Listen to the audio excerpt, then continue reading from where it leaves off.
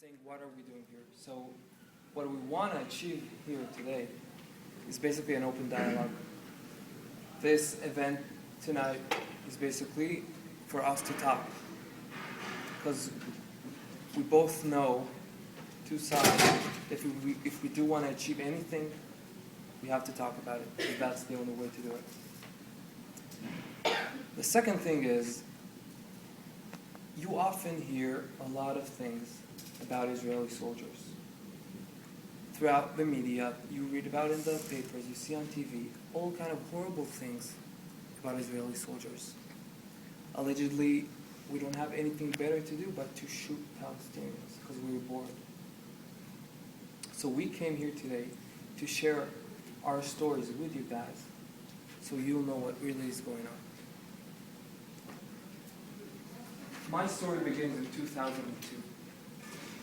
In 2002, an explosion occurred in Hebrew University, Jerusalem, where I currently study. 7 people were killed.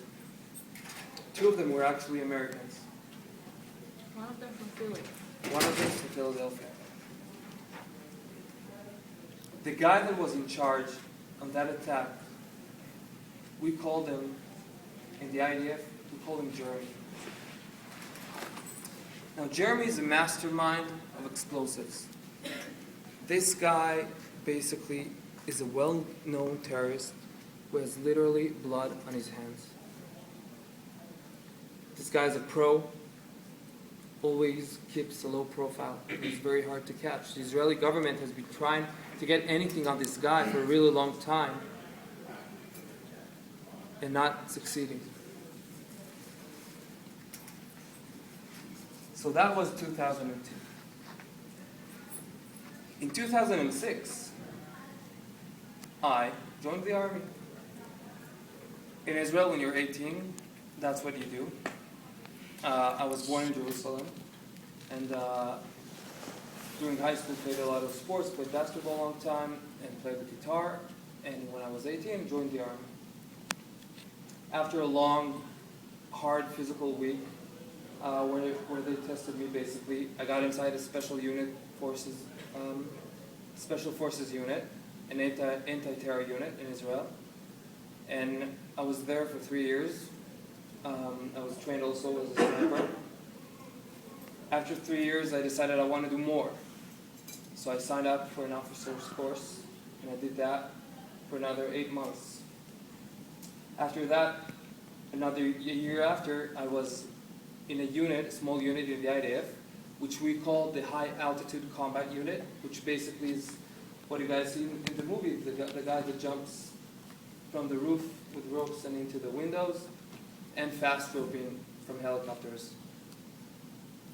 And on my last year of service, I was very honored to open up a new unit in the IDF. And that unit is very similar to what you guys have here in the border with Mexico, sort of a border patrol unit. It's just more different because we're doing it in the border we have with Egypt and with Gaza. So after long and amazing 5 years, I finished my service. And like I said, now I'm currently on my first year in law school in Hebrew University, Jerusalem. When I was in my 3rd year in the army,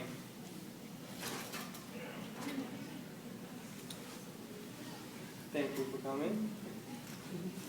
When I was in my 3rd year in the army, the IDF got information about Jeremy, the same guy that was in charge on the attack on Hebrew University. Now, like I said before, he was very low profile. So just getting an information about him is very unique. So we got specific information about where and when he's going to be. Now we knew that he's going to be in Nablus, as you can see here. Now Nablus is a city in the West Bank. It's not that far from Jerusalem and from Tel Aviv. And if I'll show you pictures of Nablus, it may seem like a very nice place. They have a big mall over there and playgrounds and schools. But under the surface, Nablus is basically a steaming hub of terror. So we knew where he's going to be. So we set foot inside a vacant house in Nablus that has a good view on the house that we knew he was going to be in. It was me and two friends from my team. Now, we were told that he's going to be in the Kasbah.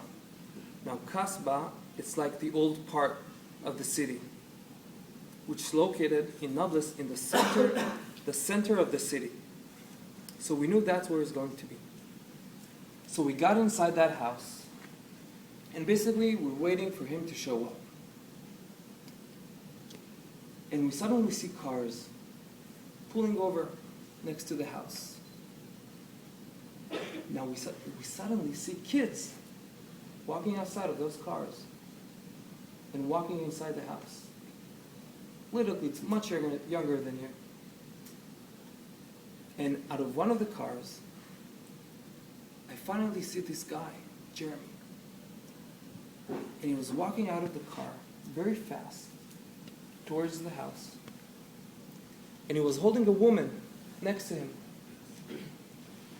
And I could tell he was holding her very, very tight. And he just walked fast into the house. The second he got into the house, he walked straight into an inner room inside the house. And we couldn't see him anymore. Now, those few seconds between the time that he got out of the car and walked inside the house, inside the room, we had him. I had him. This major terrorist who has blood on his hands. I had this guy. Now, in an operation like this, which the person is so unique, the terrorist is so unique, we have to call base and tell them what's going on and ask for permission to proceed. So I remember standing there and calling my commander and describing what it is I'm seeing. And I remember hearing my commander saying, "Abort the mission." I called to ask for permission to proceed. And he just told me not to do anything. Because what he thought was that even if there is a slight chance of me missing this guy, and maybe, just maybe, hurting an innocent kid that was there, or maybe that woman, so it's not worth it. The collateral damage is something we take very seriously in Israel. So we didn't do anything. And we decided to wait. So allegedly in the living room, there was this sort of a birthday party. So we waited for the party to be over. And after 3 long hours, and as a sniper you do a lot of waiting, so after a long 3 hours, basically, the kids started to walk out. And we couldn't see this guy, Jeremy. He's not walking out.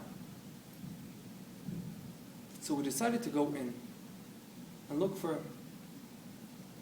Now when we walked inside the house and we went straight to that room, the room was empty. There was nothing there besides a big carpet on the floor. And under the carpet, a tunnel.